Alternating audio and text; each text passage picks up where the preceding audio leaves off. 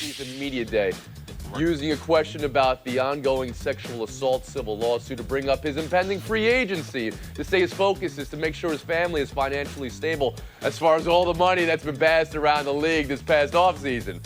Kevin, buy or sell Rose there? You know what? I'm going to buy it. We all talked about how these athletes blow all their money that they make and they don't have an eye on the future. Here's a guy who, once again, is talking about his future. This is clearly on his mind. He talked about it before when he said he wanted to be able to be with his kids and play with them when he was out of basketball. So I don't fault him for this. Okay, Fagan.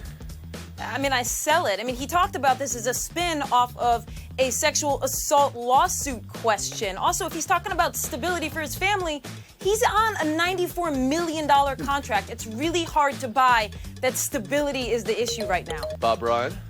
I am selling for the reasons that Kate stated, as well as the fact that, hey, do something. You're not even close to what you were. Why don't you just go back and play the way they show us something? Then you can start worrying about a contract. Adonde?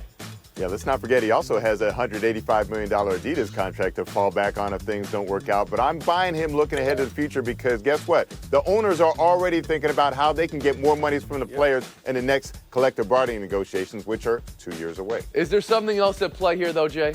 I mean, you mentioned that he's got the $180 million from Adidas and he had the $90 million. Yeah, but I mean, this is probably his last chance to get a big basketball contract. So these next 2 years are important for him. There's a lot at stake. There might be $40 or $50 million at stake. I'd be concerned about that. Okay.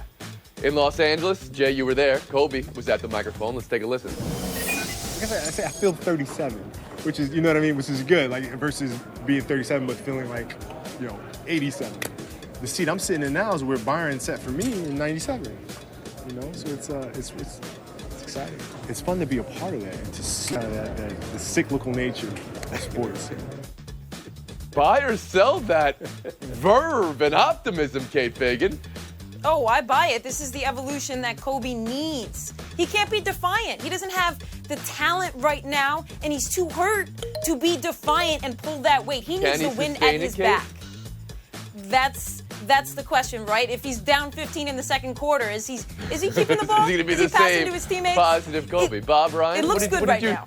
See in Kobe I'm yesterday? just guessing, but I think he likes the talent more than we like the talent, or anybody on the outside likes the talent, and I think he's sneakily optimistic about the Lakers. Adonde?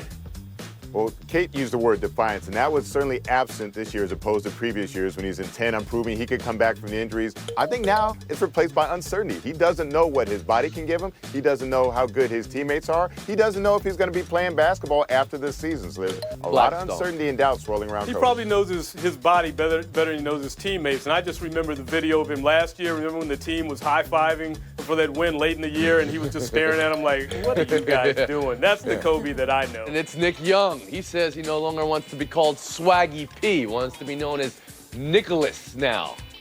Kevin, are you signing off on Nicholas? Yeah, I don't like Nicholas at all. I like Swaggy P. It was also an alter ego. It was one of the reasons that people talked about Nick Young, because he had such a cool nickname. We need cool nicknames in sports, more of them. We've lost so many of them. I don't know. You know what? I think Nicholas is the kind of guy with a 2-to-1 turnover ratio who shoots about 50% from the field. Nicholas Young. That seems like a shooting guard I'd like. Swaggy P. Take the point, Kate Fagan. That was good. We'll move on. Showdown 2. It's not Dick Versace or Mike Ditka.